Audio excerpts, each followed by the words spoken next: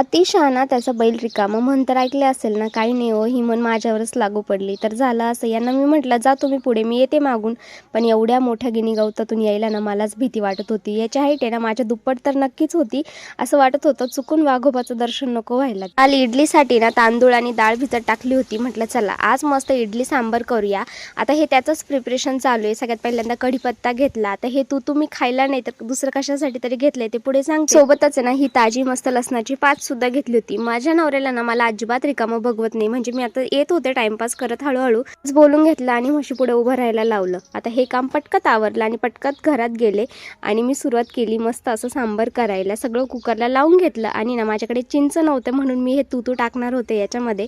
नंतर तुझं पाणी करून टाकलं, मस्त तडका केला. आता सांबर मी पहिल्यांदा खात होते पण मला ना याची टेस्ट खूप छान लागली. तर मला माहित नाही नक्की सांबर असंच लागतं का, पण तरी छान लागली. एवढ्या साऱ्या इडल्या करून सुद्धा मला चपात्या कराव्याच लागल्या, कारण की घरामध्ये ना असे काही काही मेंबर्स असतात ज्यांना चपाती सुद्धा खायची राहते. आणि खरंच सांगते इडली सांबर एकदम छान लागला. आणि इथे छकुली सांगत होते की चमच्याने इडली कशी खायची. ही कार्टी ना एवढी आगाव झाली, म्हणजे हिच्या मनासारखं जर काही झालं नाही ना की ही लगेच रडायला लागते. चा व्लॉग हिच्या नाटकांसोबतच एंड करते. तुम्हाला जर व्हिडिओ आवडत असतील ना तर लवकर माझा चॅनल सबस्क्राईब करून घ्या.